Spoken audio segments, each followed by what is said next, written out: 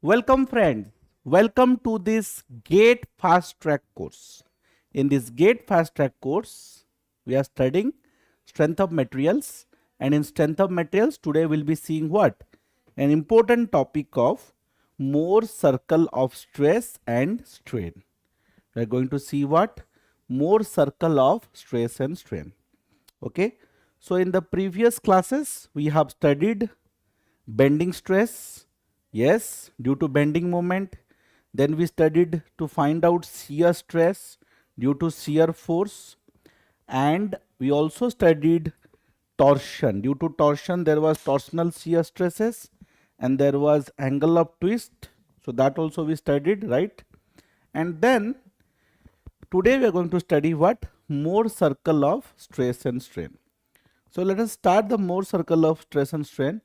In that, first of all, we will study Mohr circle for stress, and then we will study Mohr circle for strain.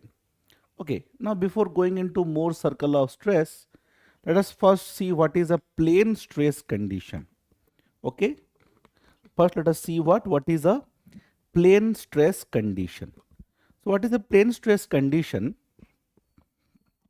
Okay, in plane stress condition, the sigma x and sigma y, okay, sigma x and sigma y are non-zero, but sigma z is 0, okay, and your tau xy, which is equal to tau yx, okay, they are complementary shear stress, they are not equal to 0, but other stresses are what?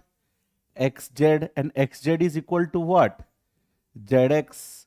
So this is 0, other shear stresses, and then your zy, or I can say yz, this is also equal to 0. So this is what? This is a plane stress condition.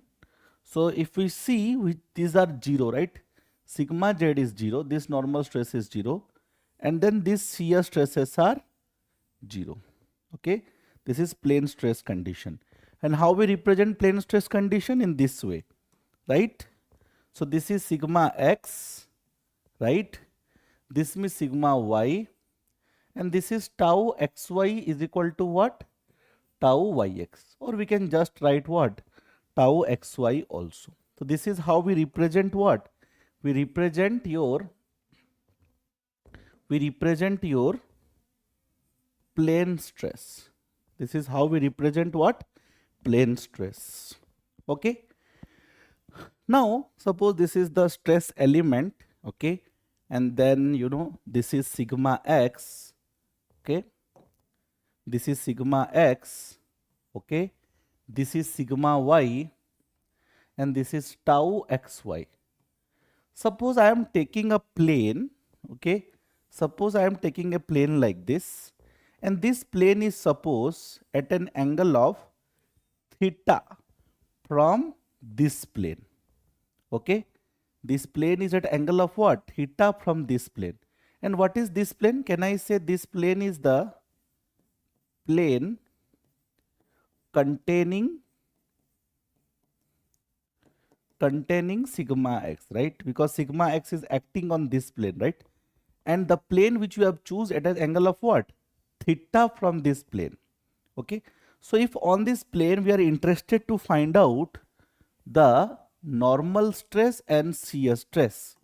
Okay. If on this plane we are interested to find out what? Normal stress and shear stress. Okay. So there are standard formulas to find out. Obviously, I'm not going to derive, it will take a lot of time. Okay. So not deriving, okay, directly we can remember this equation. So what is the normal stress on this plane at an angle theta? Very easy. Sigma x plus sigma y by 2, sigma x plus sigma y by 2, okay, then plus sigma x minus sigma y by 2 cos 2 theta, okay, cos 2 theta, plus tau xy sine 2 theta. Tau xy sine 2 theta. So this is the formula to find out what? The normal stress on that plane at an angle theta. Okay. This is the formula to find out what? The normal stress on that plane which is at theta angle from the plane containing sigma x. Very good. Now how to find out the shear stress? This is the normal stress. How to find out the shear stress? That is very easy. How to remember this equation? I'll erase this. So what is the shear stress?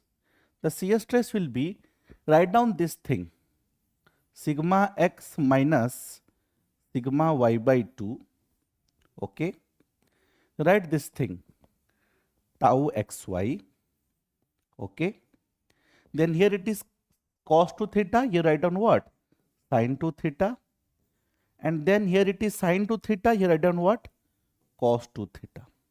And here with a minus sign. So this is the formula to find out what? This is the formula to find out the shear stress on that plane at an angle theta. Okay. So these are the two formulas. Now why we are studying these two formulas? I will make you understand. Don't worry. Okay. So you can see that for different theta. See, this is one theta. If I take another plane, theta will be different. If I take another plane, theta will be different. If I take another plane, theta will be different, right? So for different planes, means different planes are represented by what? Different angles, right? Different planes are represented by different angles. We will get different normal stresses and different shear stresses. Why? Because both are dependent on theta. So theta changes. So plane changes, theta changes, normal stress and shear stress change on those particular plane. Okay, on those particular plane, the normal stress and shear stress will change. The normal stress and shear stress will change. Very good, very nice. Okay, very good. Why we are studying this? We will need to understand. Okay. Now see this equation, see this first equation.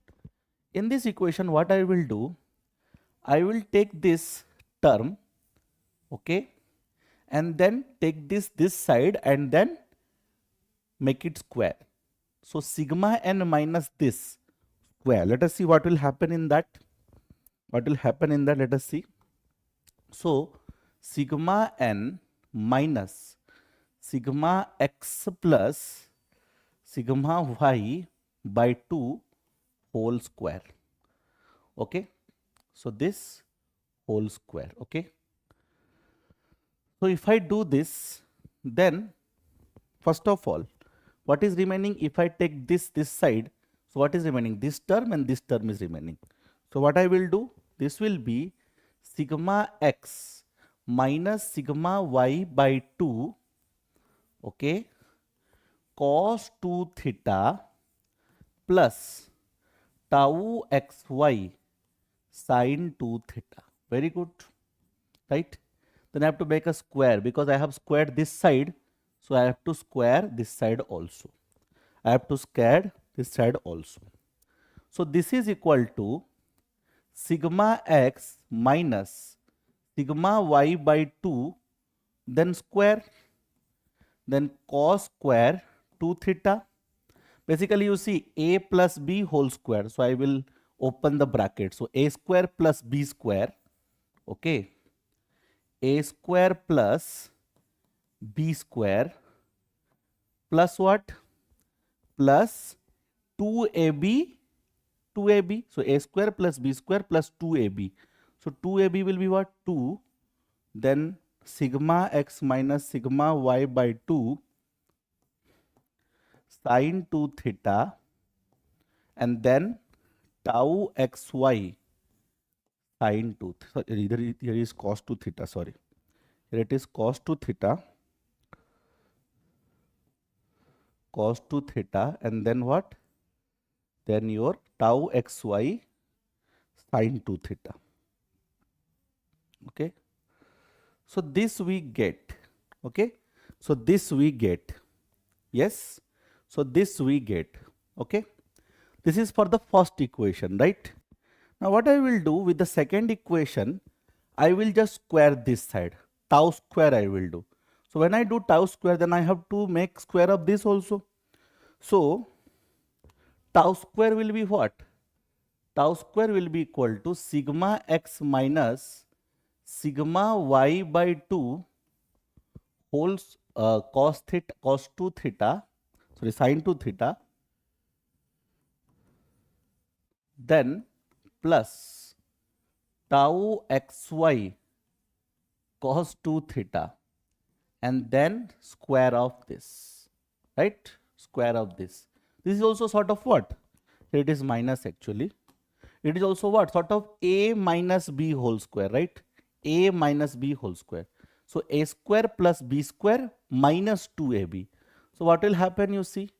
Sigma x minus sigma y by 2 square, then sine square 2 theta plus tau xy square cos square 2 theta, then this is a square plus b square, then it is what? Minus 2ab. So minus 2 sigma x minus sigma y by 2, okay, then sine 2 theta, and then tau xy cos 2 theta. Yes, so this I am getting, right? So these terms I am getting when I am making it square, right? When I am making it square, then these two terms I am getting. Very good, very nice. What I will do now, you see, this is one thing, you see, this is one thing, yes, and this is equal to how much I got? I got this term, right? Right? And then this is one thing, right? And this I am getting this term, right? If I add both of them, what I will do, I'll add both of them. That means what? Sigma n minus sigma x plus sigma y by 2 whole square, okay, plus tau square. So if I am adding, you see, left hand side, I am adding this left hand side and this left hand side, right? Left hand side and left hand side. Then I have to add the right hand side also. Now you see, compare the right hand side. This square plus this square, plus you see here it is plus 2 sigma x minus sigma y by 2 cos 2 theta sin 2 theta tau xy.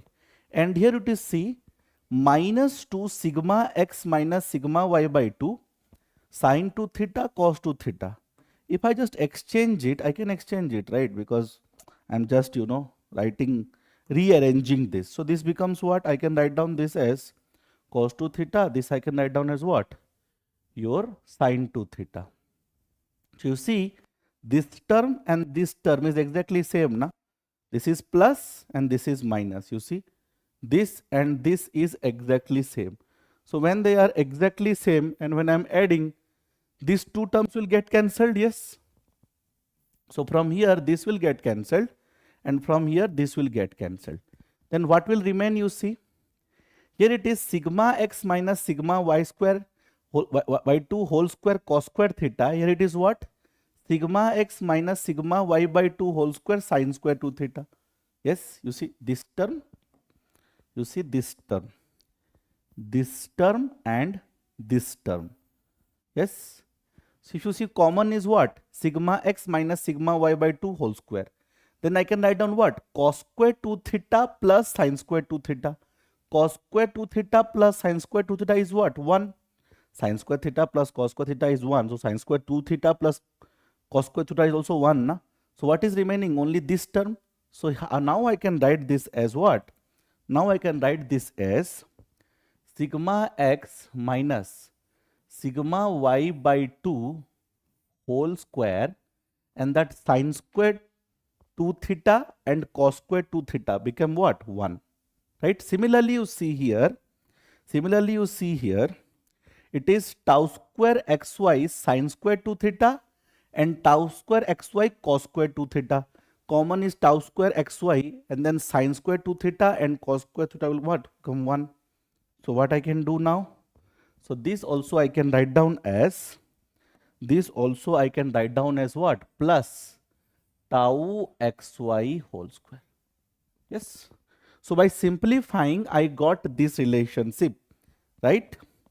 That sigma n minus sigma x plus y, sigma y by 2 whole square plus tau square is equal to this thing we got. Now what is this actually? You see, if I take, okay, a circle in x and y plane, okay, a circle in x and y plane. This is suppose y plane and this is suppose x plane, or x6 suppose. So circle is like this. Suppose the center is what? A and B. So what is the equation of this? This is x minus a whole square plus y minus b whole square is equal to r square. This is the equation of circle, right? But suppose this circle is such that its center lies on the x-axis. If the circle is such that, okay, the center lies on the x-axis like this, that means what? Only there will be a center and 0. There is no a and b. Or I can say that your a is equal to c and b is 0 here, right? Or b is 0 here. So what happens in this case? If I draw the circle, yes, if I draw a circle like this, whose center is lying on the x-axis, then what is the equation of this? The equation is x minus c whole square plus y square is equal to what? R square. Yes, if the circle center is in x-axis, then I get this equation, right? Then I get what? This equation. Very good. Now what I will do, if I take a plot, okay, if I take a plot in such a way, that I am plotting what? Not x and y, but I am plotting sigma n and your shear stress. I am plotting what? I am plotting sigma n, and sigma n I am representing in the x-axis, and your tau, shear stress, I am representing in what? Y-axis. Then you see, this sort of becomes what? X, and this sort of becomes what? Center. So x minus c whole square, and this sort of becomes what? Y. So y square is equal to what? This whole thing becomes radius square. Understood? It is not exactly that, sigma n is not becoming x. I am telling it is what? Sort of. Or I can say similarly, right? I can say similarly that here, this I can write down as x, and then what? Minus c whole square plus your y square is equal to what? Your r square. So that means if I am plotting sigma and tau, okay, if I am plotting sigma and tau, then I am going to get a circle. I am going to get what? A circle like this. I am going to get what? A circle like this, whose center will be on this sigma n axis, right? Whose center will be on where? On the sigma n axis. Yes, it will be in the sigma n axis, and the coordinates are center and 0. And what is the center value? This c value. From the equation, if you can compare, c is similar to what? Sigma x plus sigma y by 2, right? So I get what here? You see, the center coordinate is what? Sigma x plus sigma y by 2, and obviously this will be having a radius, and the radius value is what?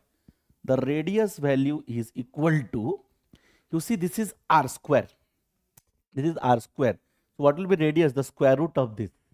So square root of your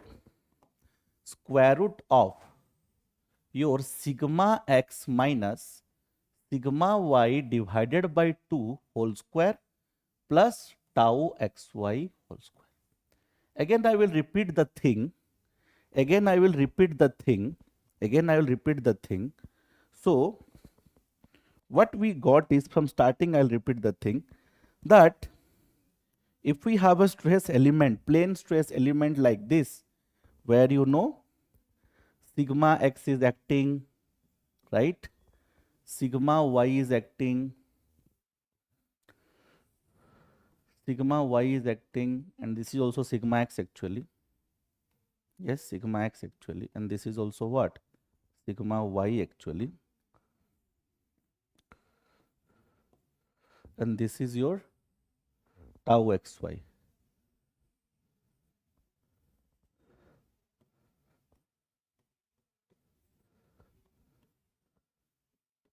Right? Then for different planes,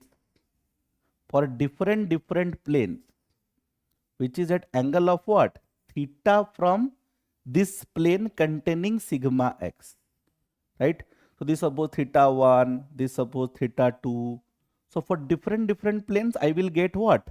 Different sigma n and tau, right? Yes. For this plane, I will get some different. For this plane, I will get some different sigma n and tau.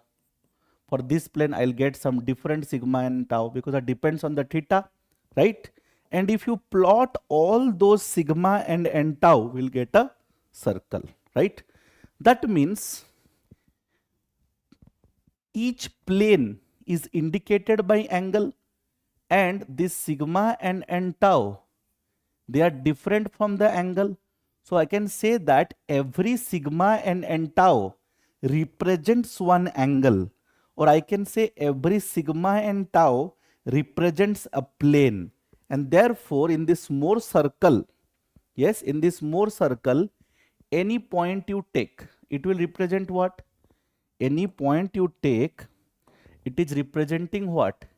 It is representing a particular shear stress and a particular normal stress, right? You see, a particular normal stress and a particular shear stress, right? So this is what? A particular normal stress and a particular shear stress, right? And that particular normal stress and shear stress will be corresponding to some angle, or I can say that is representing what? A particular plane. Yes. So each point here, okay. So I can conclude here that in a Mohr circle, yes, Mohr circle for stress, every point represents, right? Represents a set of what? Normal stress and shear stress, and that set we will get for a particular angle, right? For a particular theta, yes, because with theta, this sigma n and tau are varying, and particular theta, that means what? The theta represents what? The theta represents a plane, right? Represents a plane. And therefore, every point which is indicating sigma n and tau actually represents a plane. Okay, this is first important point of Mohr circle. Okay, this is first important point of Mohr circle, right? Now there are more important points of Mohr circle, like there is something known as principal stresses and plane. So we'll see them one by one. What are principal stresses and plane? Then we'll see what? The plane of maximum shear stress, plane of maximum shear stress. Okay, these things we'll see now. Okay, what is this principal stresses and planes, and plane of maximum shear stress, right? Let us draw the Mohr circle again, and from there only we will try to understand. As I told, every point on Mohr circle indicates a particular plane.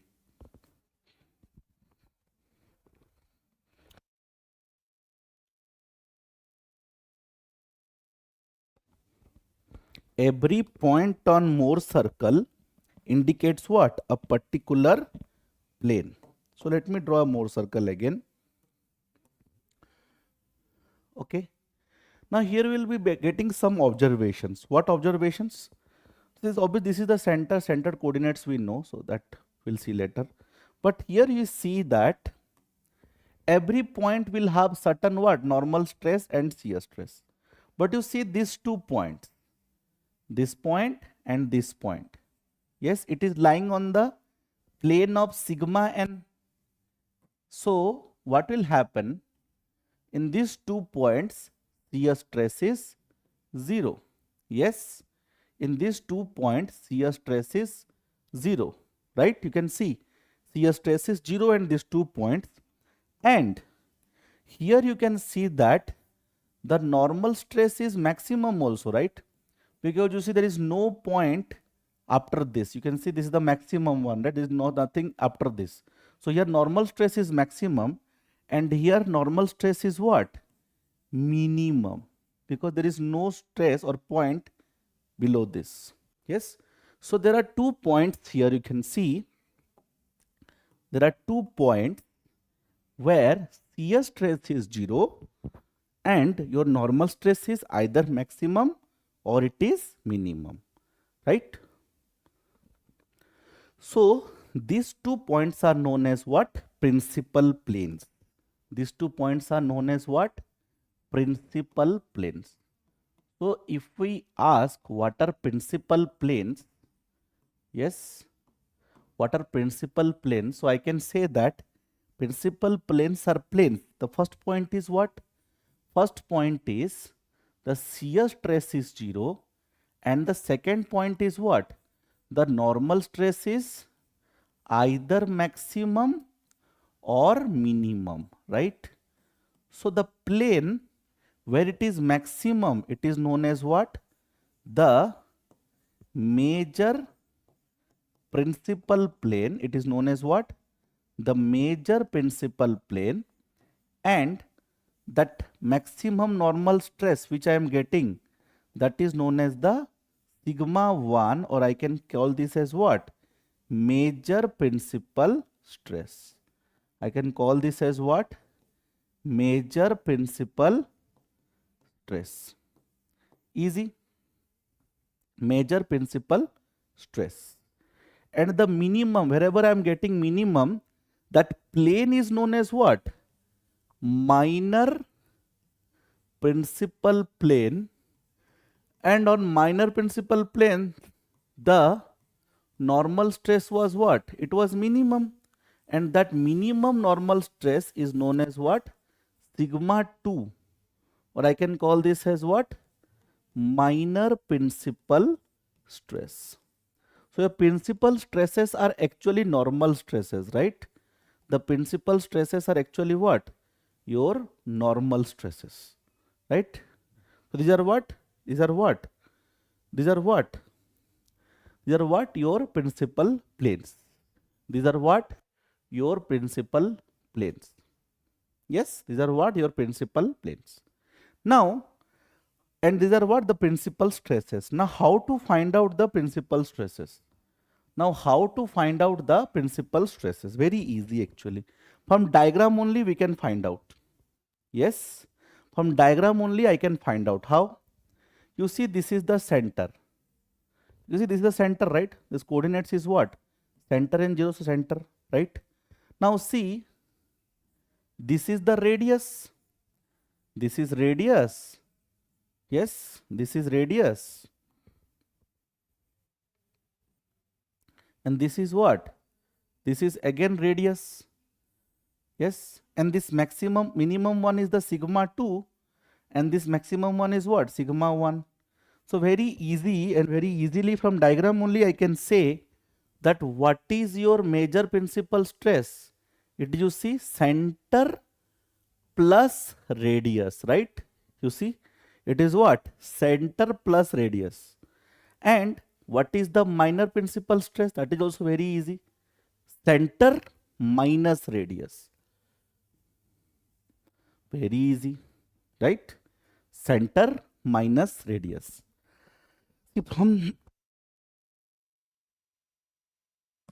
From this directly you can find out. We'll solve questions also.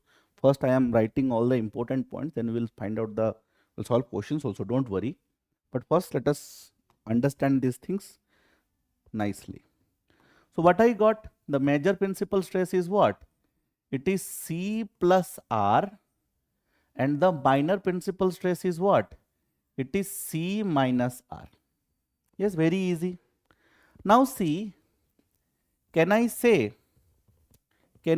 now that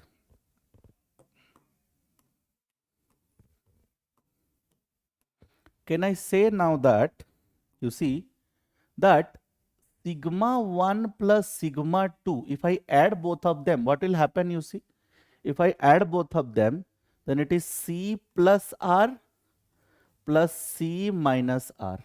So R get cancelled, I get what? 2C. Or can I say the center is sigma 1? Center is what? Sigma 1 plus sigma 2 by 2. These things are directly asked in theoretical question. So what I can say? The center of the Mohr circle is half of sum of principal stresses, right? Center of the Mohr circle is half of sum of principal stresses. And then if I do sigma 1 minus sigma 2, so what will happen? It will be C plus R minus C, and then you know minus minus becomes plus. So R. So here C get cancelled, I get what? 2R. And from here, what is radius? Radius is sigma 1 minus sigma 2 divided by 2. So radius is what? Radius of Mohr circle is what? Half of difference of principal stresses. All these questions they directly ask you in the examination in 1 mark, 2 mark, or statement, or they can ask you in MSQs also, right? Or match the following. Many things they can do. So understood, I'm not writing the whole line, very easily understood, right? Center is what? Half of sum of principal stresses, and radius is what? It is half of difference of principal stresses. Yes, and this way we can easily find out what? The principal stresses. Very nice. Let us put some more light. So again I will draw the diagram.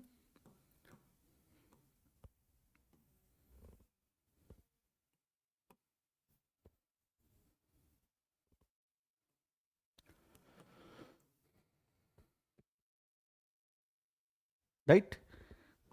Yes. Now you see, among all these points, this is center. Among all these points, you can see that this point, and this point. Here, the shear stress is maximum. Right? Here, the shear stress is what? Maximum. Yes. And if I am interested in finding the value of shear stress, either this way or this way. Yes. So this is the maximum shear stress, or this is the maximum shear stress in different directions, obviously. Yes. 1 second.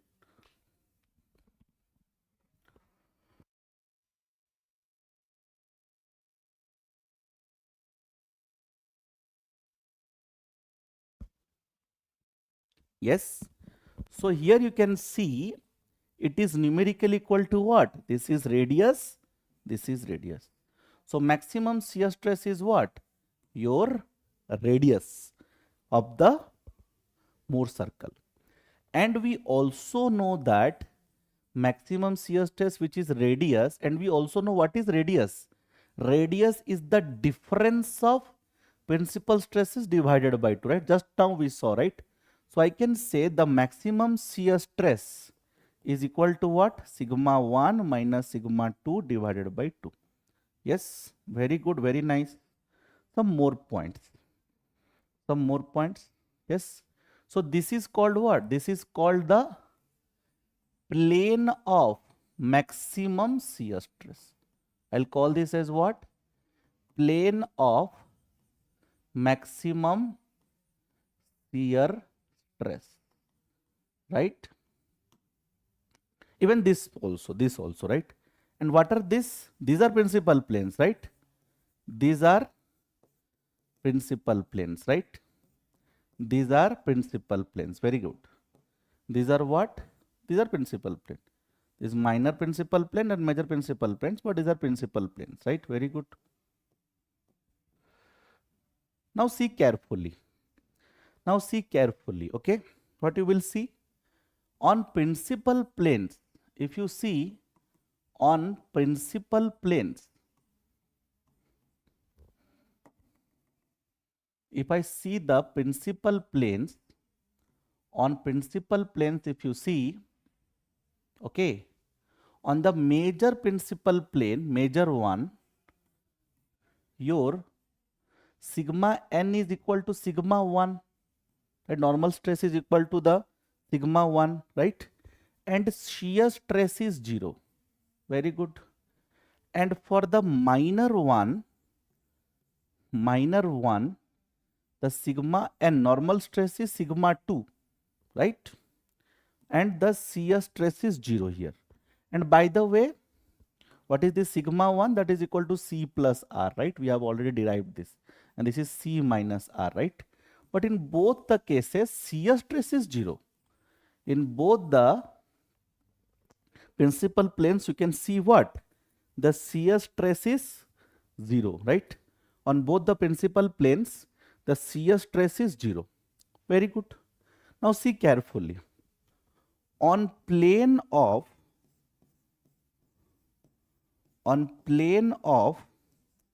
maximum shear stress, on plane of maximum shear stress, where the shear stress is maximum, okay, on this plane, the shear stress is equal to the maximum shear stress, that is numerically equal to R, or I can say what?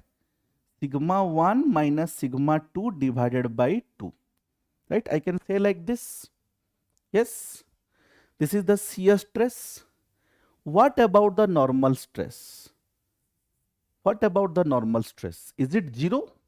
You see, on the plane of maximum shear stress, okay, you see this point. On the plane of maximum shear stress is maximum, no doubt about that. You see, this point and this point. Shear stresses are maximum, no doubt about this. This is the maximum shear stress. This is also the maximum shear stress. But the normal stress is not 0, because the normal stress corresponding to this is what? Here, right? This is the normal stress, right? And this is the corresponding normal stress. And this normal stress is what here? Here the normal stress is equal to the center, na? Yes. Here the normal stress is equal to the center, na? And therefore I can say that the normal stress on the plane of maximum shear stress is not 0, but what? Is equal to the center. And center is what? Sigma 1 plus sigma 2 by 2, na? This we have already seen. Yes. So I can say that on principal planes, normal stress is either maximum or minimum, but shear stress is 0, right?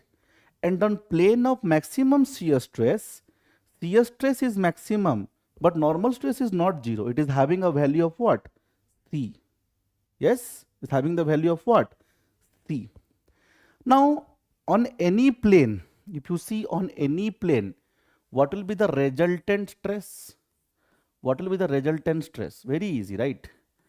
Resultant stress will be what? The resultant stress will be equal to the square root of what? Square root of what? Normal stress square plus shear stress square, right?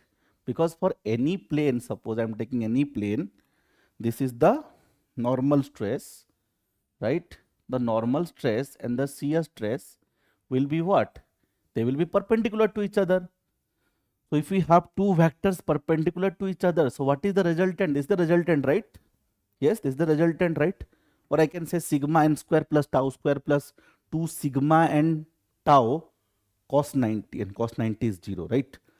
Because the angle will be 90 degree. right? So this is the resultant stress. This is the resultant stress. So you see the resultant stress, if you see measure 1, on the major principal plane, shear stress is 0, right? So what will be the, if I write down the resultant stress here, if I write down the resultant stress here, the resultant stress is what? See, the resultant stress is sigma 1 square plus 0 square square root. So that is equal to sigma 1 only, right? And on the minor principal plane, the resultant stress is what? Sigma 2 square plus 0 square. So again what? Sigma 2 only. Understood? If you see the resultant stress, it is what? Sigma n square plus tau square, square root. So now when I see here, if I put, then the resultant stress on the principal stresses I will get, on the principal planes I will get what? Sigma 1 and sigma 2. Now on the plane of maximum shear stress, yes, okay, on the plane of maximum shear stress, okay, tau is equal to sigma 1 minus sigma 2 by 2 and sigma n is equal to sigma 1 plus sigma 2 by 2. So on the plane of on the plane of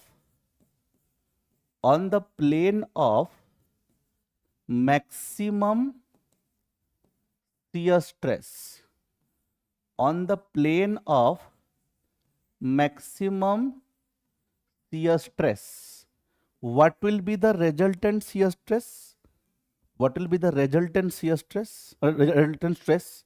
The resultant stress will be equal to root under your sigma n square plus your tau square. Now see, sigma n is how much? Sigma 1 plus sigma 2 by 2. And what is this tau? It is sigma 1 minus sigma 2 by 2. So I can write down this as what?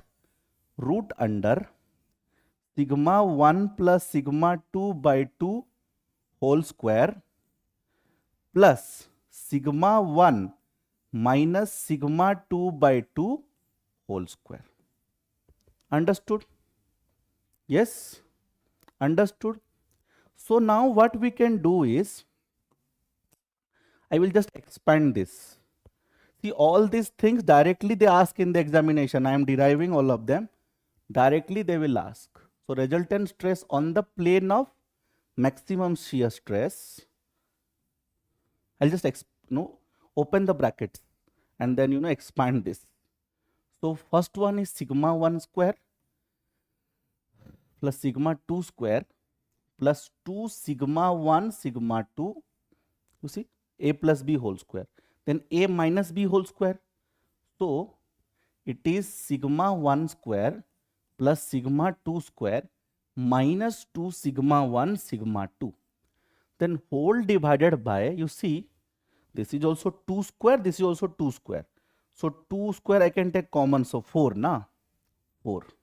And then a square root, right?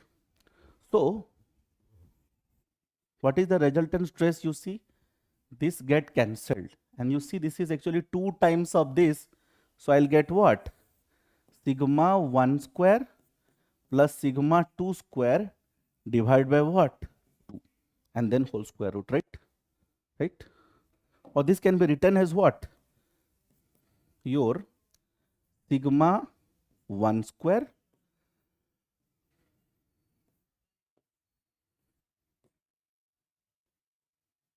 easy.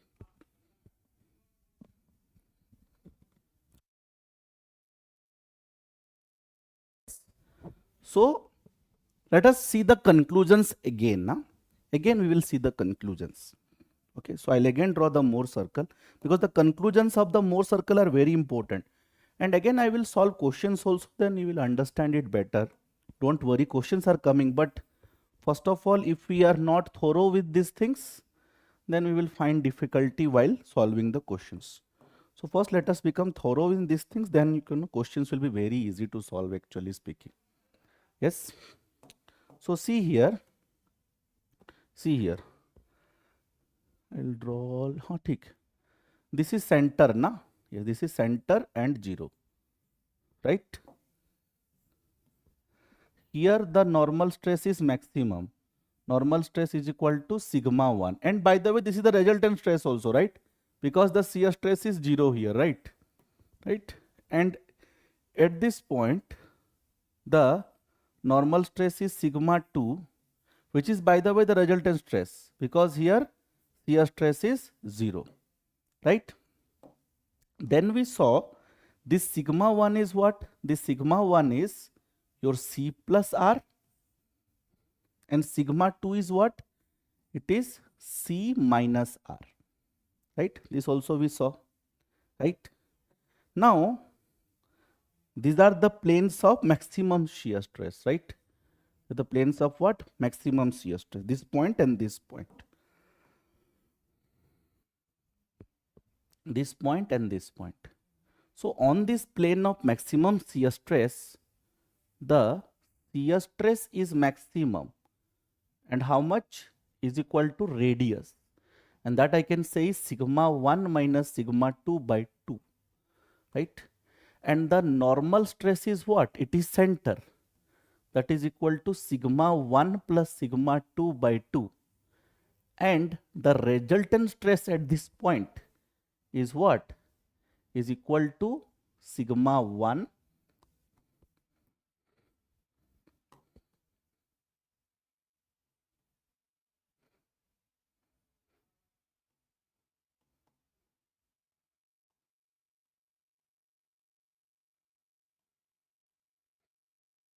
Understood everyone, all these points?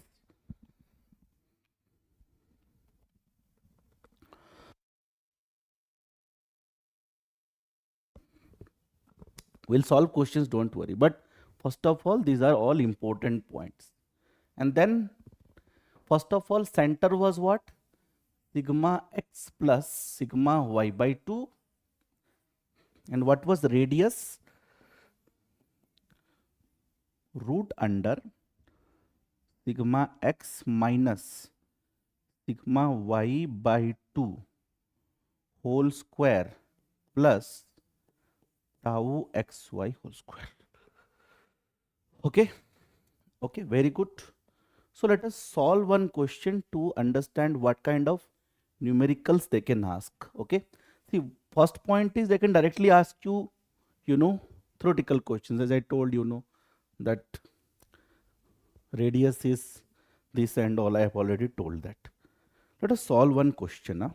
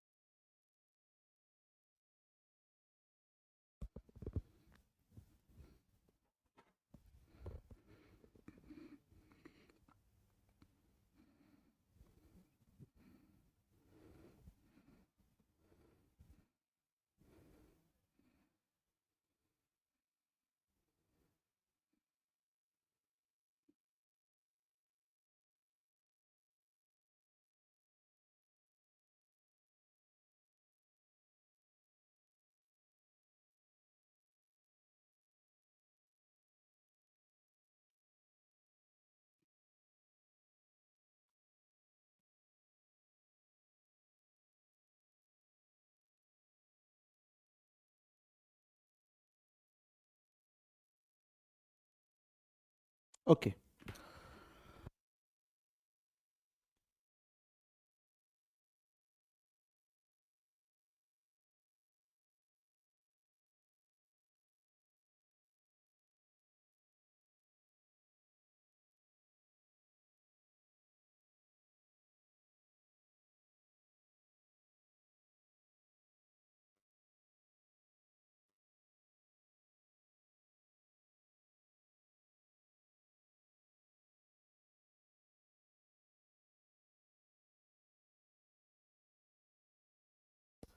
Okay, so this is given in the question. Okay, let us find out everything, whatever you have studied. See, anything they can ask you, so we'll find out everything. Now, first of all, in this question, sigma x is what? Sigma x is 120. Okay, sigma y is what? Sigma y is 60. MPa, I'm not writing MPa. Okay, anyhow it is MPa only, so this is 40. Okay, so let us find out what all things they can ask in the examination. So first of all, you tell me what is the center coordinates. What is the center coordinates? Tell me, very easy. Tell me what is the center coordinates. Tell me what is the center coordinates.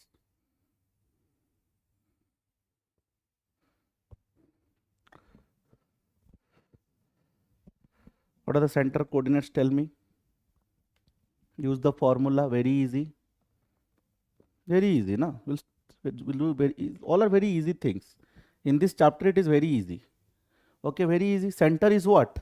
Center is nothing but C is equal to what? Sigma x plus sigma y divided by 2. So it is what?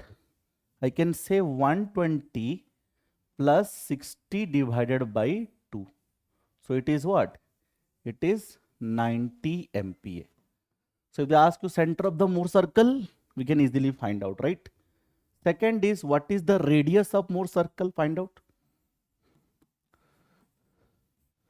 What is the radius of Mohr circle?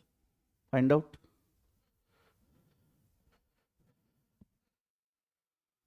MPa, or I can say just 90 for time being. Let us not put the unit here.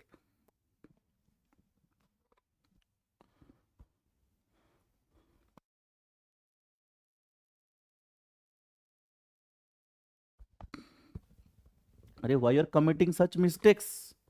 Radius is square root of sigma x minus sigma y divided by 2 whole square plus tau xy whole square, right? So this is what? Root under 120 minus 60 by 2. So 30 square, and this is 40 square. So this is what? 50, right? 50, right? This is 50. Okay, so radius is what? 50. Center is 90, radius is 50. Yes, center is 90, radius is 50. Yes, this is what? This is 120 minus 60 by 2. So 60 by 2 is 30. So 30 square. Next they can ask is what? Find out the major principal stress. Let me have some water. Find out the major principal stress here.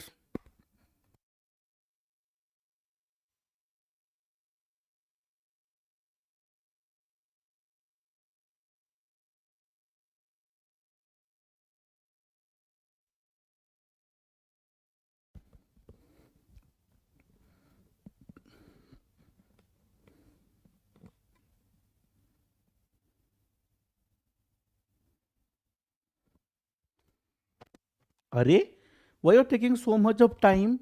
Huh? C plus R. So 90 plus 50, 140.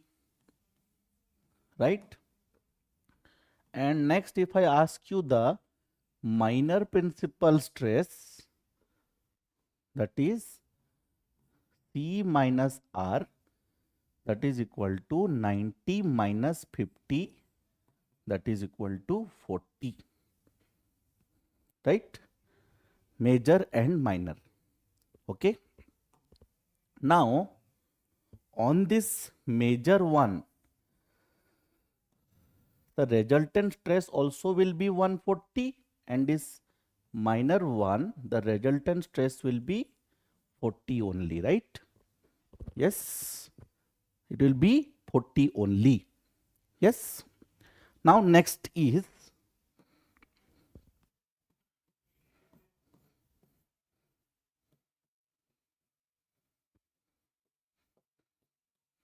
on plane of maximum shear stress, the shear stress will be equal to the maximum shear stress, and that was equal to the radius, which is how much? Which is 50 only. Yes. And the normal stress is equal to center, right? It is equal to center. That is equal to how much? 90. And the resultant one will be how much? You can find in two ways. You can find out resultant is equal to, you can find out like this, sigma 1 square plus sigma 2 square divided by 2 and then square root. So it will be how much? 140 square plus 40 square divided by 2 and then a square root. So this is how much you are getting, resultant one.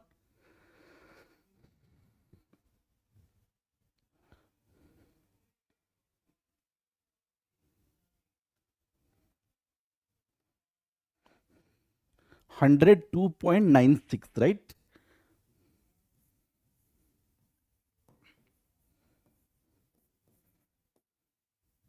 Units I'm not writing, everything is MPa only. Okay.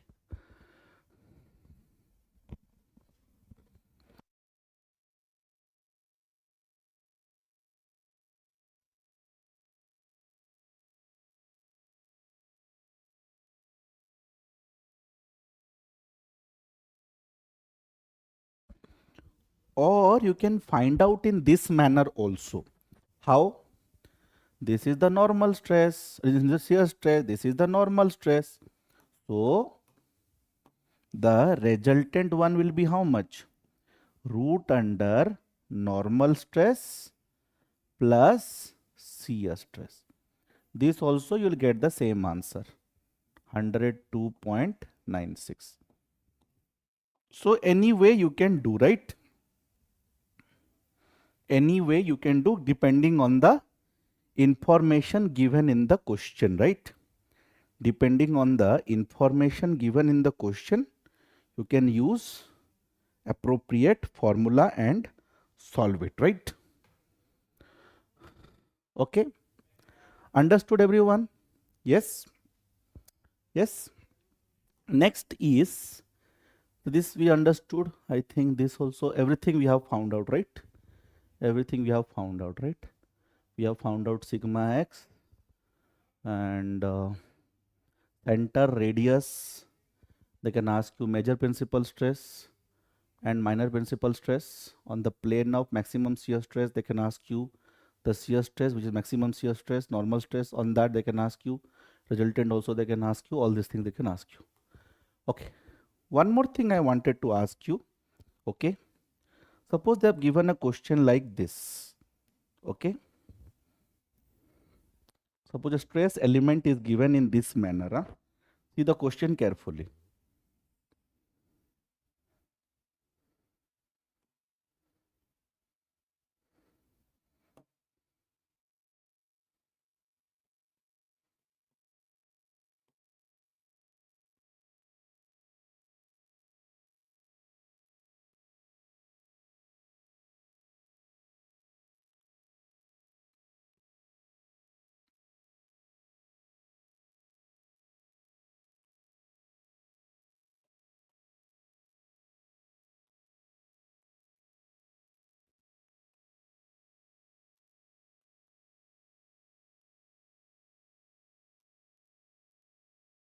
Suppose they have given a question in this manner. Okay. Okay. If they have given in this manner, then here sigma x will be 90 only.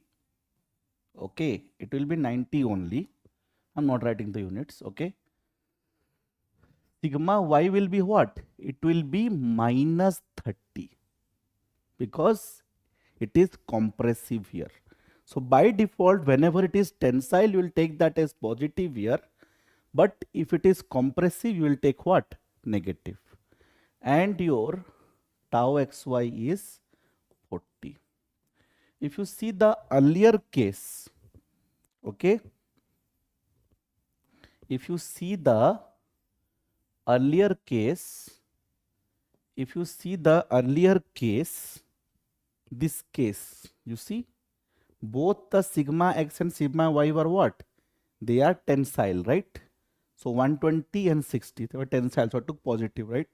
But here, sigma x is tensile, so I took positive, but sigma y is compressive, so I will take that as what? Negative. So this you have to be careful. Okay, this you have to be careful. So in this question, find out the principal stresses, find out the principal stresses and maximum shear stress. Find out the principal stresses and maximum shear stress. Find out.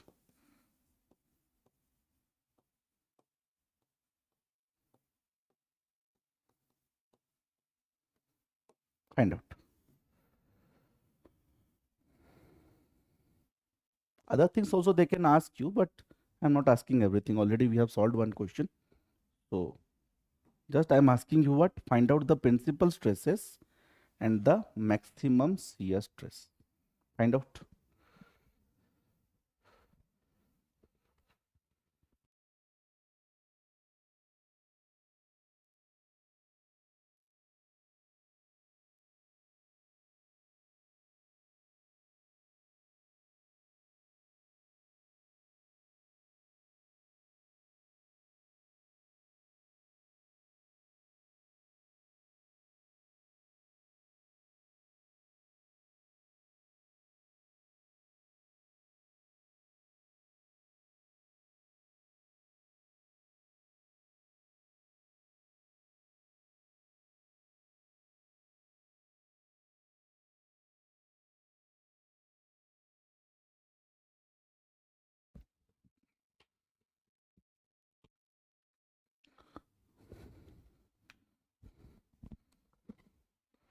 So first of all, we have to find out what?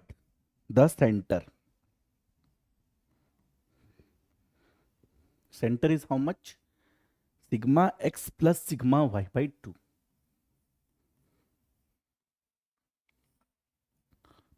So sigma x is 90, yes, and then it is minus 30.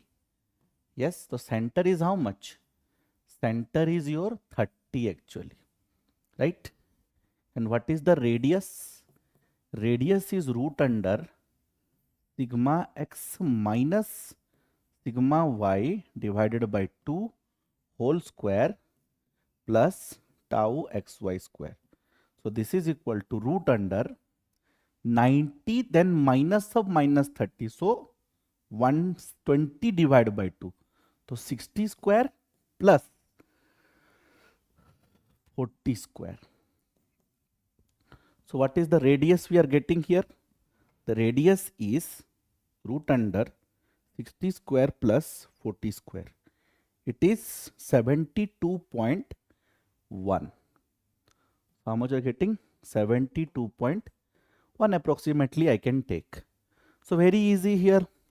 So in this case, the sigma 1 is C plus R.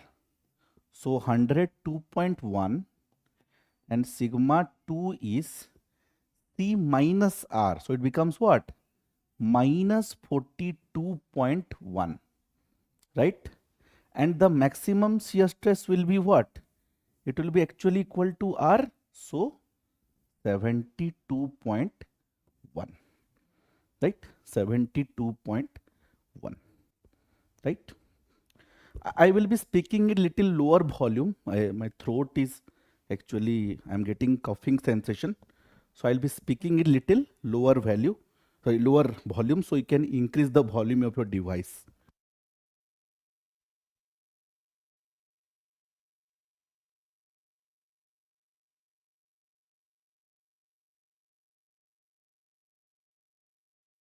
When I'm trying to speak in more volume, I'm getting cough. I've got little throat problem now. So I will be speaking at little lower volume. I'll keep the mic close to me. So I'll speak at little lower volume. Is it audible, clear now? Please tell I am speaking little lower volume. Is it audible?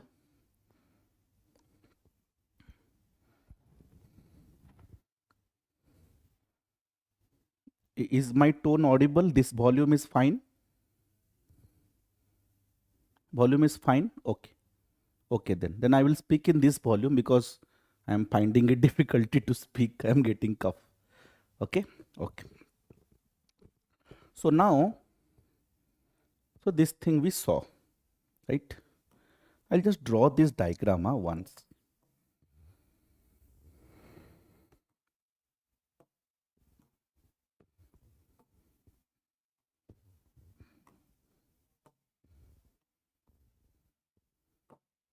The second question diagram is something like this, you see.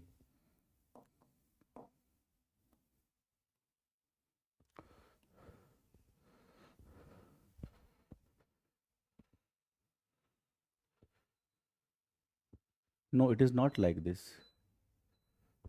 Actually, it has become negative now. Actually, it is something like this. 42 and something like this, you see. See, this is sigma 1, right? This is sigma 1, which is positive. How much we got? 102.1, right? So see, this is positive, 102.1. And then this is sigma 2, which is how much? Minus 42.1. And the center is somewhere here. You see, center is somewhere here. What is the center? The center is 30, right? So center is somewhere here.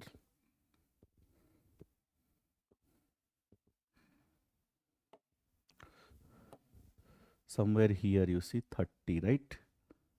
You see, right? 30. And then this is the maximum shear stress, right? You see, this is the maximum shear stress. And this maximum shear stress is how much we are getting? We're getting, you see, 72.1, right? This value is 72.1. Understood? Yes? Yes?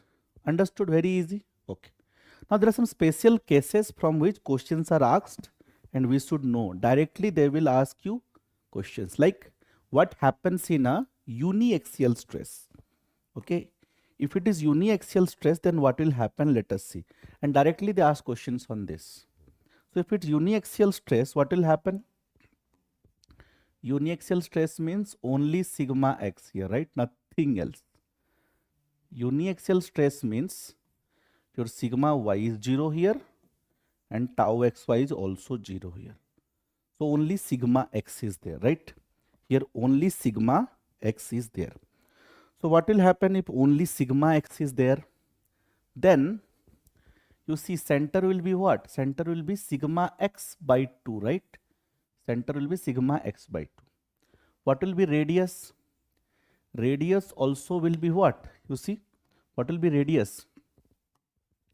Radius will be, I'll write down here actually. So in this case, center will be sigma x plus sigma y. Sigma y is 0, so it is sigma x by 2. What is the radius? Radius is sigma x minus sigma y. Sigma y is 0. Sigma x by 2 whole square plus tau x y is also 0. That means what? Again, it is what? Sigma x by 2. So in this uniaxial stress, radius and center both are sigma x by 2, right? And I can say the principal stress will be what? It will be sigma x c plus r, right? It is what? C plus r. So that is what? Sigma x, and your minor will be how much?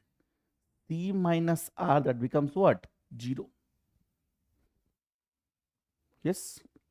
So in this case, if I draw the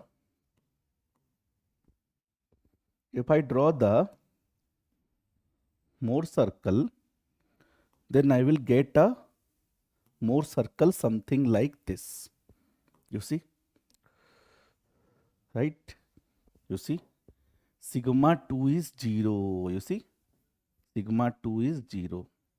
And your sigma 1 becomes equal to sigma x, right? And center is what? It is, you see, sigma x by 2. and this radius, which is equal to the maximum shear stress, this is also sigma x by 2. So directly all these conclusions they ask in the examination, therefore I am doing them one by one. What happens in a biaxial stress? Biaxial equal stress means something like this, you see. Suppose I am telling, suppose sigma,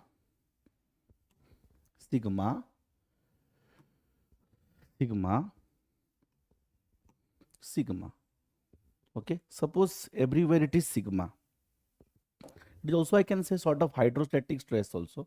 So sigma y is also equal to sigma, and sigma x is also equal to sigma.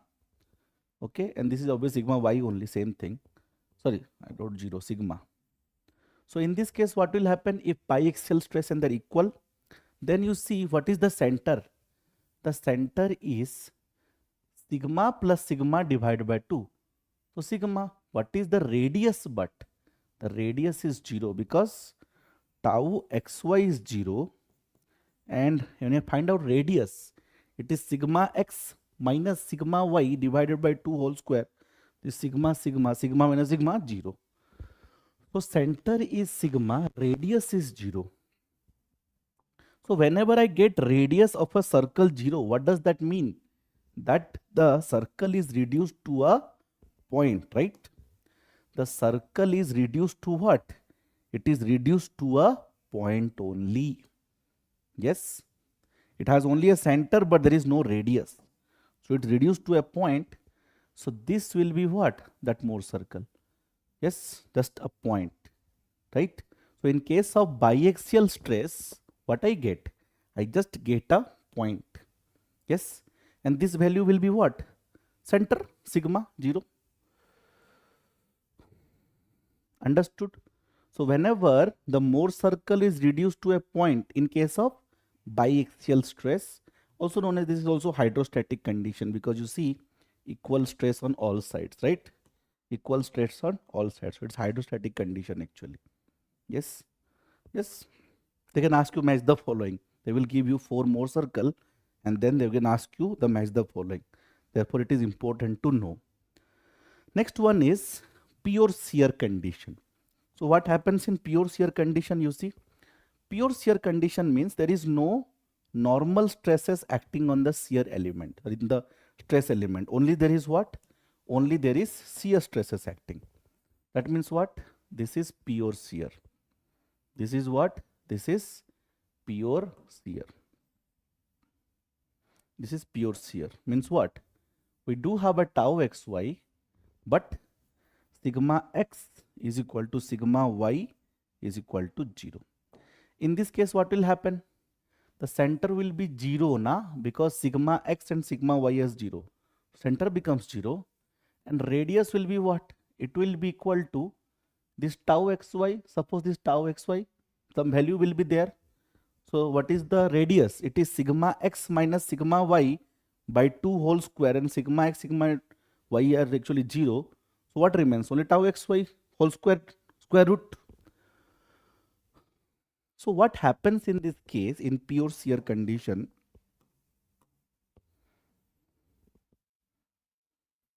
The center is where? The center is at the 0 position. Center is 0. Yes. Yes. So here the circle will be something like this. Yes. Yes. The circle will be something like this. Let me draw it more symmetrical. This is no. Not becoming symmetrical. This is more fine, right? Okay. So see here, center is 0. The principal stress will be what? Only radius equal to radius means what? Equal to tau xy. Yes. And this principal stress becomes what? The minor one. It will be minus radius, right? That is equal to minus tau xy, right? And you see, this maximum shear stress, yes, this maximum shear stress, which is equal to what? Radius. That becomes equal to what? Tau xy. So here everything is tau xy. Radius is tau xy. Yes. Radius is tau xy. Yes. Then your major principal stress is tau xy. Then the minor principal stress is tau xy. Yes, but with a minus sign. And the maximum shear stress is also tau xy. So this is what? Pure shear condition. Yes, here one point is there. Principal stresses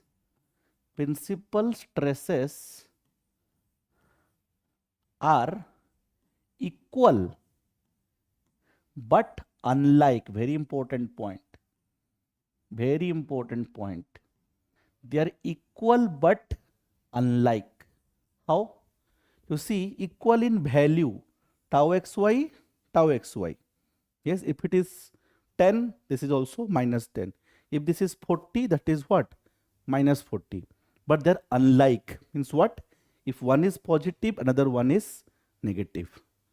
So in pure shear conditions, principal stresses are equal but unlike, right? But unlike.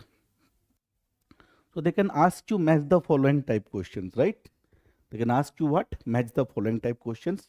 They will give this Mohr circle and they can ask you which condition.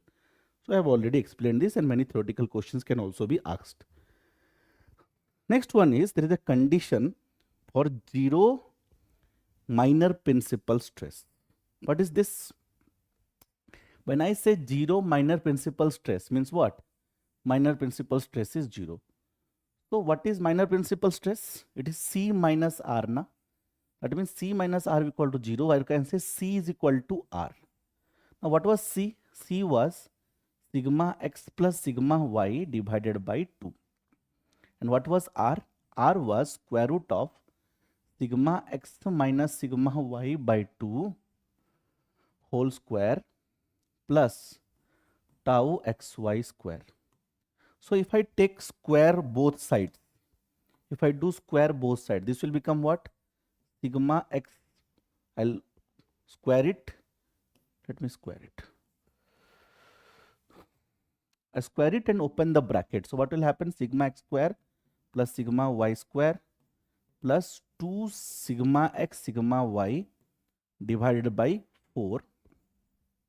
This equal to, so square root will go, but this term will be there. I will again open the brackets. Sigma x square plus sigma y square minus 2 sigma x sigma y. Then this will be tau x square, but this by 4 is there, na? So what I will do? I will do 4 here and then 4 here. So it becomes what? 4 tau xy square whole divided by 4 now. So see, 2 square is 4, 2 square is 4. So what happened? 4 get cancelled. Then you see sigma x square get cancelled, sigma y square get cancelled. I can bring this side. So what happens? 4 sigma x sigma y is equal to what? 4 tau xy square. 4 get cancelled. And I get a very simple relationship that in this condition, when the minor principal stress is 0, that indirect meaning is what? Your tau xy is equal to square root of, yes. So this thing can be directly asked in the examination, and they can form a numerical also. Okay, they can form a numerical also. Yes, like they can ask you a very simple question like this, right? They can ask a very simple question like this. They will tell that sigma x is 90 MPa. Okay, sigma y is 40 MPa. Okay, sigma y is what? 40 MPa. And then they're asking you, if minor principal stress is 0, right? If minor principal stress is 0, they might give options also, right? Tau xy is equal to 80 tau xy is equal to 60, right? Tau xy is equal to 60. Tell me which is right option here. Which is the right option?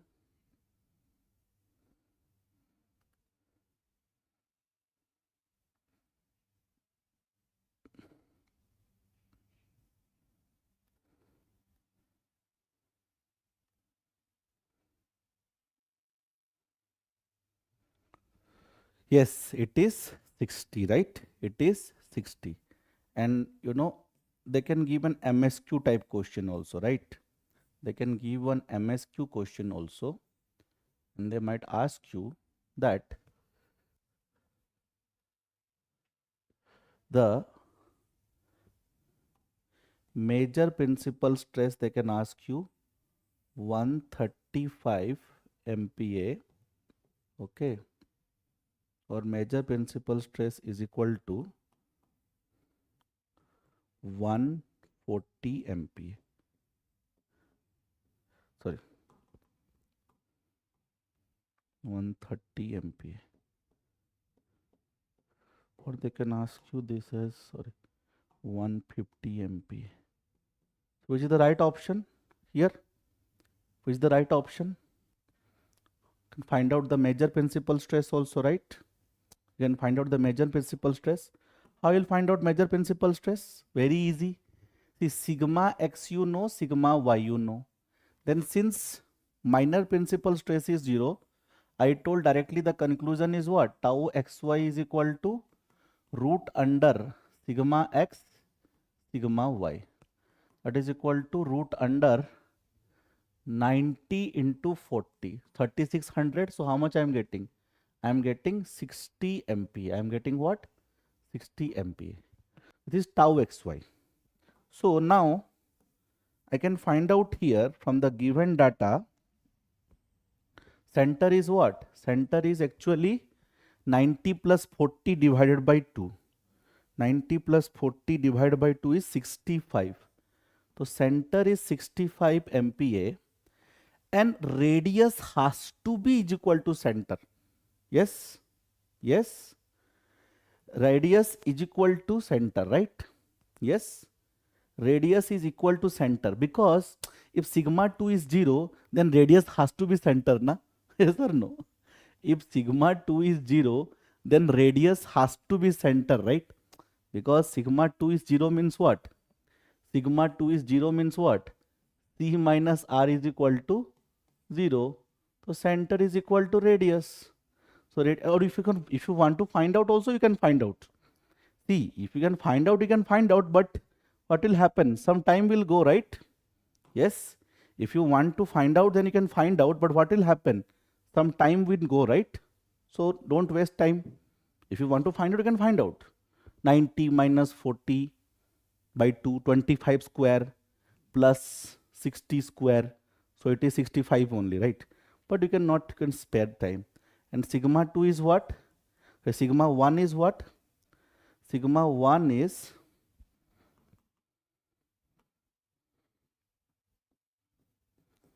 C plus R. So I can say 65 into 2, 130 MPa. 130 MPa. So what are the right answer? This is correct and this is correct. So B and D are correct. Yes. So this kind of, MSQ question also they can ask in the examination, right? Okay. And if you are thorough with details, then you can easily solve all these questions. Okay. Very nice. Let us go to what? Mohr circle on strain. So we saw what? Mohr circle on stress. Next we'll see Mohr circle on strain. Now Mohr circle on strain is very similar to what? It is very similar to your Mohr circle of stress only, with some minor variations. So what are those minor variations? Let us see. Let us see the minor variations. What are the minor variations? Very easy. Here,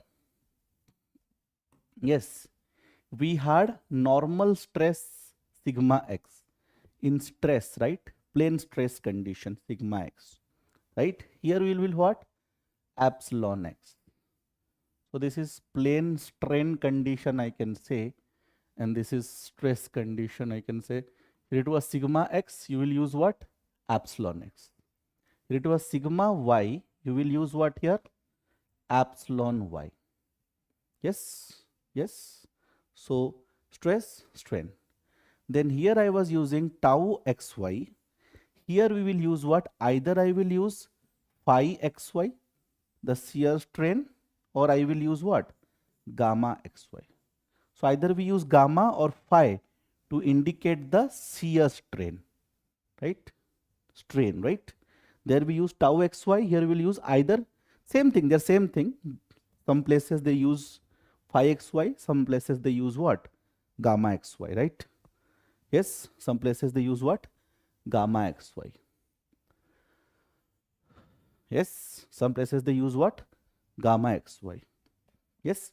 So what is the change here? I will tell you. Whatever equations we are using, here also will change the same equations with minor variation. What are the minor variation? In case of stress, what was the center? The center was your sigma x plus sigma y divided by 2, right? In case of your strain, it will be, center will be equal to, similarly, epsilon x plus epsilon y by 2. Very similar, easy. Very similar, easy. Then radius will be equal to root under, here it was what? Sigma x minus sigma y by 2 whole square plus tau xy square. Here the radius will be equal to root under epsilon x minus epsilon y by 2 whole square. Okay, here a minor difference. Here shear strain divided by 2 whole square. Okay, so here you see, here this 2 term is the additional thing. Why I will tell you. Here this 2 term is the additional thing. Here this 2 term is additional thing. Why I will tell you, don't worry. In shear strain, what happens when I am seeing the shear strain? Suppose in xy plane I am seeing, okay, suppose this is an xy plane, I am trying to see the effect of shear, then what will happen? This particular element will actually deform like this. It will deform like this, you see. It will deform like this. Yes, something like this it will deform. Yes. Now suppose this is the xy plane. In xy plane it is deforming due to the effect of stresses. Then you see this is suppose strain and this is suppose strain, right? So you see these two are equal and 2 times this strain will be the total strain in xy plane, right? But if you are seeing this one strain, this will be what? This will be the strain in xy plane divided by 2. And therefore we'll use what? Divide by 2. So either we use this or I can say it will be what? Gamma xy by 2. So same thing. Phi and gamma are same. Therefore we use what? Divided by 2.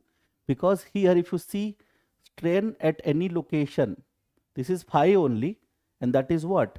Total phi xy divided by 2. Yes, very good. Therefore we use what? Divide by 2. That is the only difference in case of what? Your strain. Then here maximum stress was equal to radius, na? Here maximum stress was equal to radius. Sigma 1 was what? C plus R. And sigma 2 was what? C minus R, right? Here what will happen? Here major principal strain, right? Strain will be equal to C plus R only. And this will be equal to C minus R only. But here the maximum strain divided by 2 will be equal to radius. So wherever this shear strain is coming into picture, na, just divided by 2. Yes, the only difference here, you see, if you see here, the only difference is what? Here, see, there it was tau max is R. Here the maximum shear strength divided by 2 is equal to R. Rest of the things remain same. And then next thing is, these are what? Principal stresses sigma 1 and sigma 2 are what? They are principal stresses. They are what? Principal stresses. Yes. And then if you see, epsilon 1 and epsilon 2 are what? They are principal strains. So how to get principal stresses from principal strains, and how to get principal strain from principal stresses, like interconversion? For that also they ask you questions. Let us see the interconversion, how interconvert between them. Very easy. But remember this equation, right? Epsilon x is equal to sigma x minus mu sigma y divided by E. We have already seen this equation in the initial chapters, right? Okay, if you have not seen, then I am giving you this equation, right? That epsilon x is equal to sigma x minus mu sigma y divided by E. Right? We know this equation. So on the similar lines,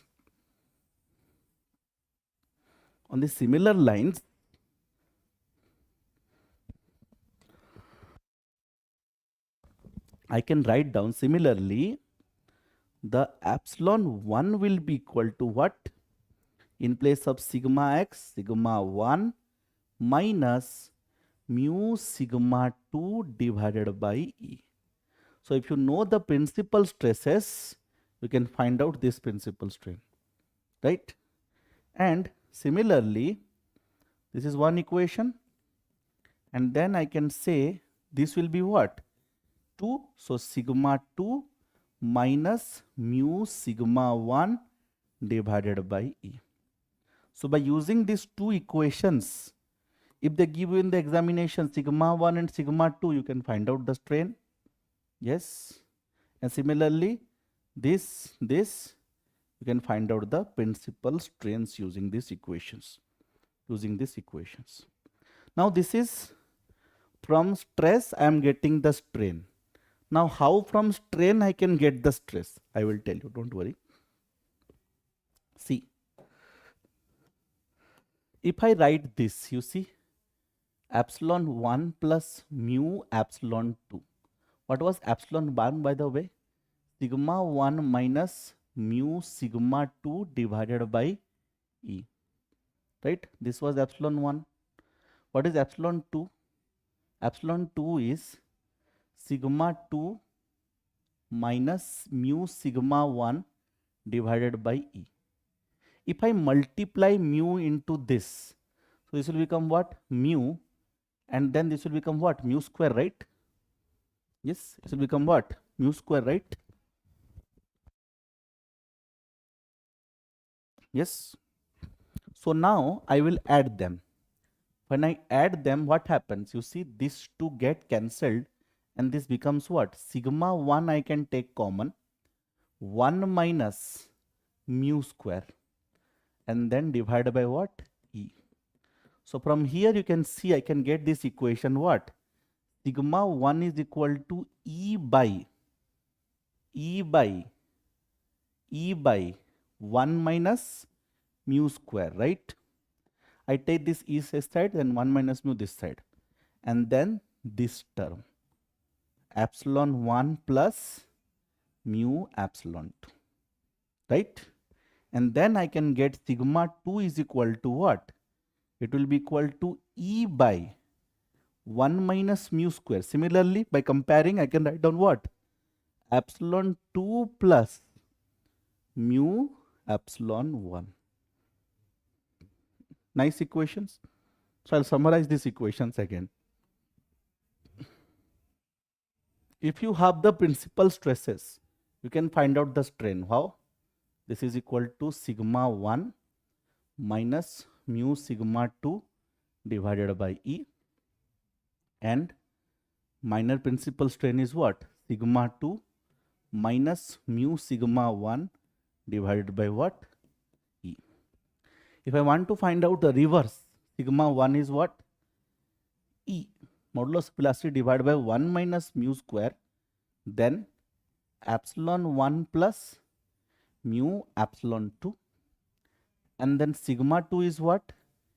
E by 1 minus mu square epsilon 2 plus mu epsilon 1. These equations are very important, yes, because directly they can frame questions and ask you, right? Directly they can frame questions and ask you. Let us solve a question. Let us solve one question to understand what type of questions they can ask in the examination.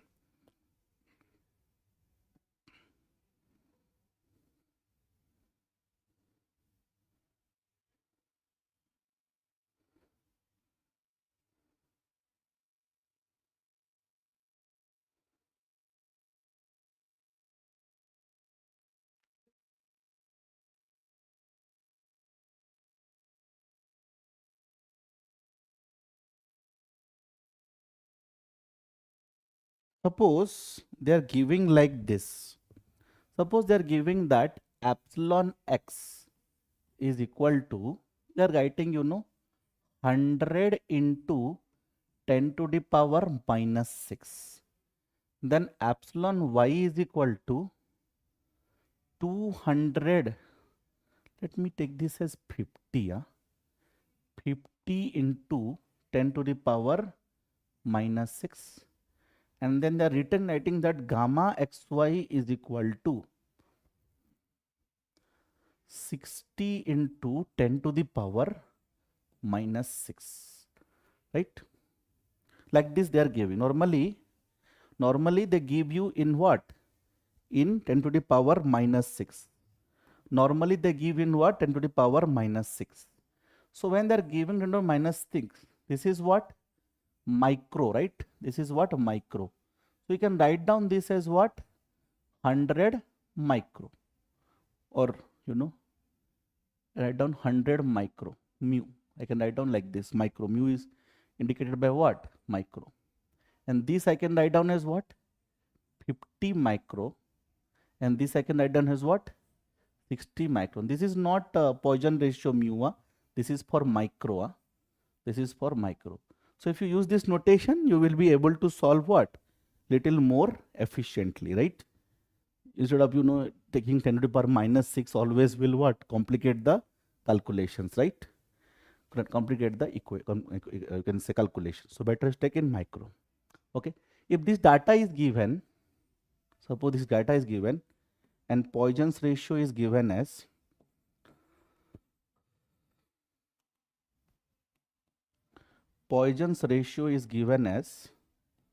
point, suppose is given as point, let us take 0.3, and E is given as suppose 160 GPa, suppose.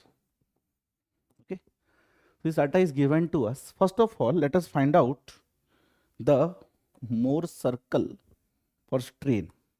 So if I ask you for the Mohr circle for strain, what is the center? Mohr circle for strain, what is the center? What is the center for Mohr circle for strain? Very easy. It will be epsilon x plus epsilon y divided by 2. That is equal to what? 100 plus 50 divided by 2, right? 100 plus 50 divided by 2. That is equal to, I can say, 75 micro. Or I can say 75 10 to the power minus 6. Yes. Yes.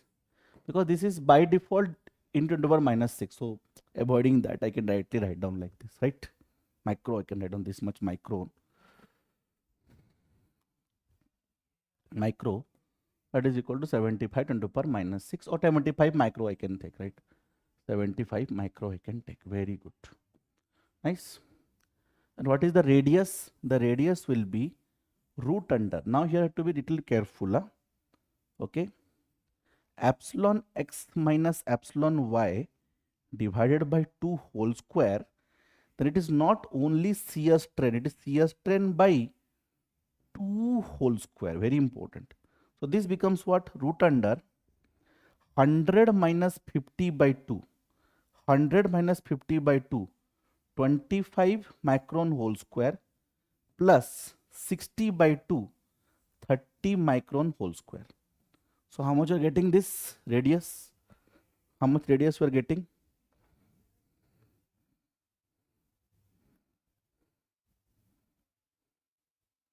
It is 39 approximately, right?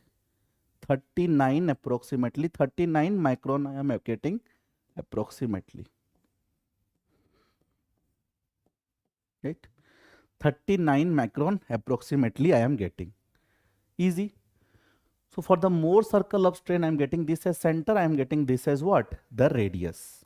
So what is the principal strain? The principal strain 1 or major principal strain will be what? It will be equal to, I can say, 75 plus 39, right? C plus R. So I can say 75 plus 39 is 114 into 10 to the power minus 6 or 10 to the power 214 micron. And this is C minus R, that is equal to 75 minus 39, that is 36 into 10 to the power minus 6. So this is what? Major principal strain, minor principal strain. Then how to find out the maximum shear strain? And this divided by 2 is equal to radius, right? So here the maximum shear strain is what?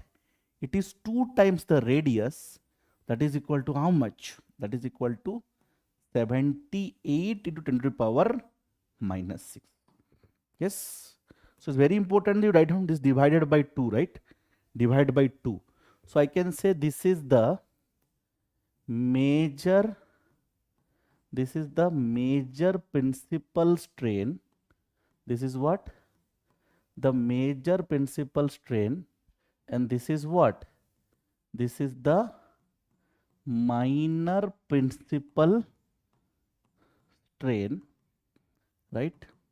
And this is the what? This is the maximum shear strain. This is what? Here maximum shear strain is not equal to radius.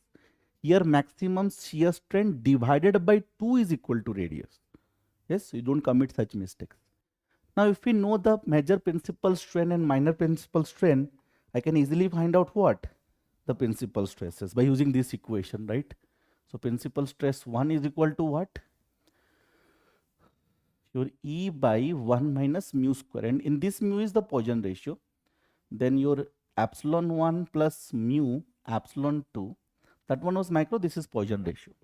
So very easy, you have to just put the values. You see, E is 160 GPa. So 160 into power 3 MPa I can put. And here it is 1 minus 0.3 square, right? Then epsilon 1 was what? Epsilon 1 was 114, right? It was 114. So 114 plus 0.3 into epsilon 2 was how much? Epsilon 2 was 36. 36. And both of them have 10 to the power minus 6 term, right? Both of them have what? 10 to the power minus 6 term, right? So if I want to find out this now, solve this, how much you are getting? Let us find out. 0.3 into 36 plus 114 into 160, then into 10 to the power minus 3 actually. 19.968 divided by that 0.3 square will be how much? 0.09, right? So divided by 0.91 actually. I am getting a value of 21.94 na. Sigma 1 you are getting 21.94 MPa, because this is in MPa. and these are strains and these are no units, right. So this is 1 minus 0.3 square will be what? 0.09, right? So 1 minus 0.09 is 0.91, right? So this becomes what? 0.91. The rest is simple calculations. Yes, rest is simple calculations. And how to find out the major principal? Minor one, it will be just what? Same, E by 1 minus mu square, but it will epsilon 2 plus mu epsilon 1, right? So again it is 160 into 10 to the power 3, and then this will be 0.91 actually. But here it will be 36 plus 0.3 into 114 into 10 to the power minus 6. So 0.3 into 114 plus 36 divided by 0.91 into 160, then divided by 10 to the power 3. 12.34. Yes, obviously the minor one you will get less than that, right? So 12.34.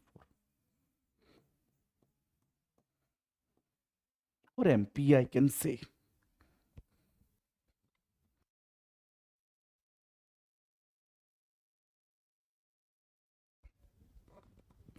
Yes. So in this question you see so many things we have solved. See, all the things they won't be asking in the examination. One thing they will ask, but actually in one question we are solving 5-6 questions, right? In one question we are solving 5-6 questions. So if they ask you the Mohr circle, center and radius, we can find like this. If they ask you the major principal strain, minor principal strain, we can find like this. If they ask you maximum shear strain, we can find like this. If they ask you the principal stress from the principal strains, you can find like this. And also you can find like this, the major principal stress and minor principal stress also you can find like this. Okay. So now one last thing is there, strain rosette. Okay, what is the strain rosette? In this, we try to determine the principal stresses by using strain gauge, which measure the strain. Okay, which measure the strain. So normally what happens, we put a strain gauge in horizontal direction. Okay, so it will measure the strain in the horizontal direction. Then we put a strain gauge in the vertical direction, so it will measure the strain in the vertical direction. Then we put a strain gauge in a direction inclined at 45 degree. Inclined at what? 45 degree. Yes. So we will have what?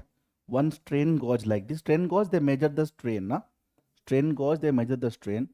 So we'll have a strain gauge like this, which will measure the strain in the this horizontal direction. Then we will have a strain gauge like this, which will measure the strain in the vertical direction.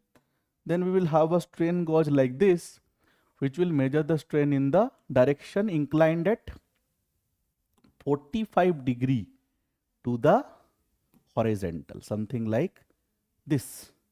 Yes. So the strain measure here, I can call this as strain 0, because this direction is inclined at 0 degree with horizontal.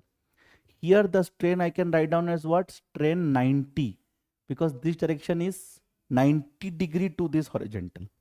And the strain measured here I will write down what? Strain 45, because this is in a direction 45 degree to horizontal. So this 0, 90 and 45, they are what? They are with respect to the horizontal, right? So these strains you have measured, okay, by using strain gauges in this direction. Now the 0 direction is x direction. Na? That means the strain in x direction is what? This strain 0. Yes. Then the strain in y direction is what? The strain which we got for this 91, because this is y direction. Yes, this is x direction. X direction will be at 0 degree to horizontal and y direction is 90 degree to horizontal, right? But this 45 is neither x or neither y. It is just 45. Yes. Then how to find out this? How to use this? Very easy. If you remember, the normal stress equation was what? It was sigma x plus sigma y by 2, then plus on any plane inclined at theta, it was what? Sigma x plus sigma y by 2, then sigma x plus sigma y by 2, then cos 2 theta plus tau xy sin 2 theta, right? Yes. So for any plane inclined at theta angle, this was the normal strain. So similarly, we can find out the normal strain. Yes, this was normal strain on any plane inclined at theta angle. This is what? Normal strain. And this will be similar to that. What will be the difference? Here it will be in place of stress epsilon x plus epsilon y by 2, right? Then plus epsilon x minus epsilon y by 2, okay, cos 2 theta, plus here gamma x by 2 means strain divided by 2. Remember, whenever I replace shear stress with shear strain, in shear strain this divided by 2 terms would be there, and then sin 2 theta. Now see, this strain gauge is measuring the strain when theta is equal to what? 45 degree, right? Yes. So when I write here, if I write here epsilon in 45 degree, this will be what? Epsilon x plus epsilon y by 2.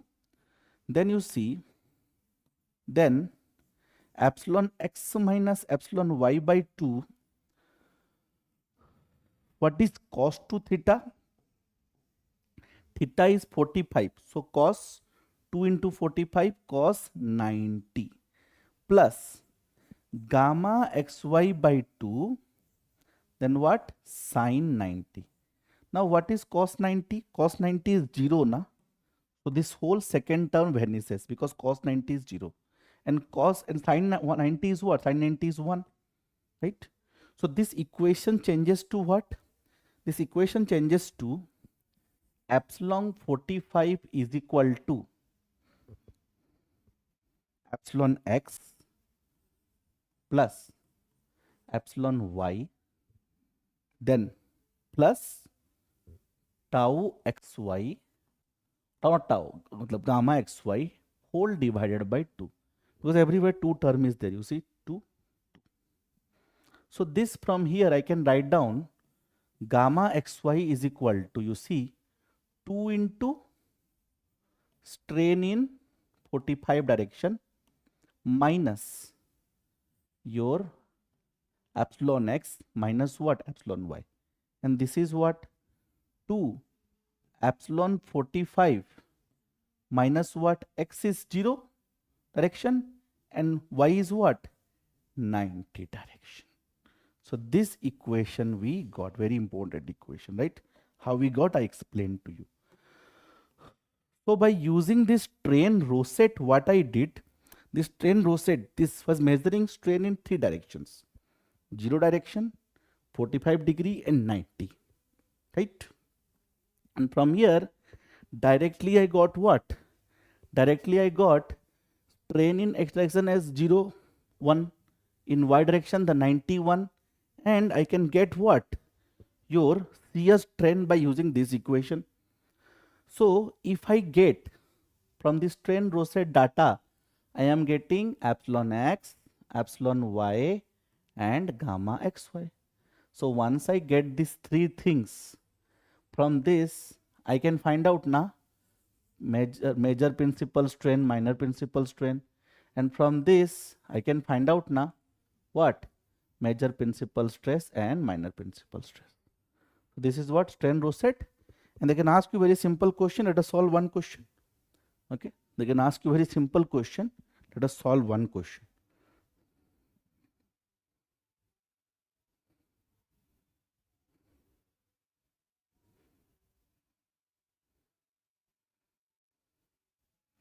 Suppose I am telling that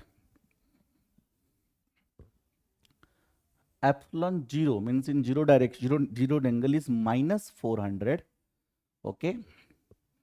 Then epsilon 45 is given as, meaning 45-degree angle, it is plus 500. Okay. And then in 90, it is plus 800. Plus 800. So let us find out what from this data. For a strain rosette, this data is given, and from this data, suppose it is asked to find out what? The major principal strain and minor principal strain and the maximum shear strain. Okay. So how to solve this? Very easy. First of all, this is what? This is your epsilon x. Very easy. And this is your epsilon y. And then I told the formula. I can find out gamma xy using the formula what? 2 into epsilon 45 minus epsilon 0 minus epsilon 90. So this is equal to 45 is 500. So 1000 minus epsilon 0 is minus 400. So this becomes what? 400. And this is 800. So I am getting how much? I am getting this as 600. I am getting this as what? 600, right? So gamma xy I got as 600. This I got minus 400. This I got as 800. So what is the center of the Mohr circle for strain? The center is epsilon x plus epsilon y by 2. That is how much? Minus 400 plus 800 by 2. So 400 by 2. So 200, right? Yes. And what is the 300 square, na? It is what? 300 square, na? Yes or no? So now, 1 second.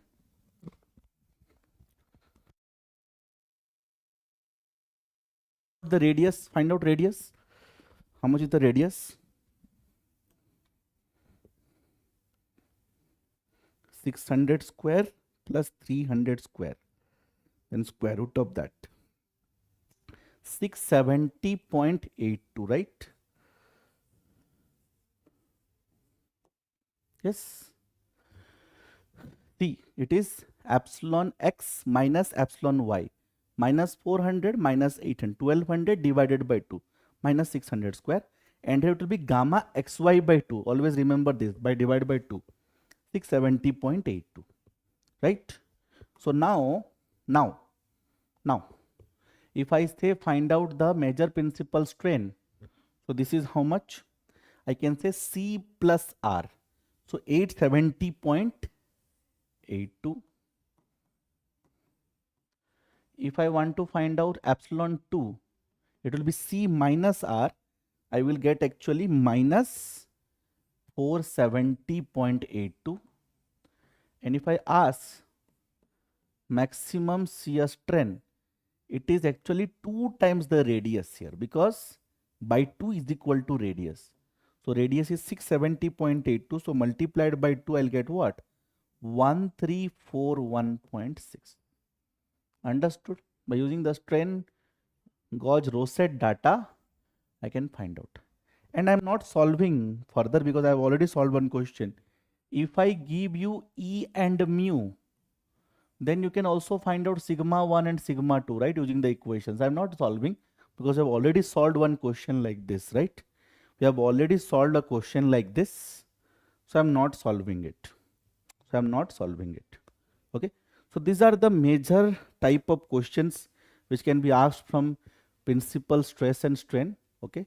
So I have tried to cover the most important things. Otherwise, you can see that there are, hell lot of things, but you have to focus on the main things.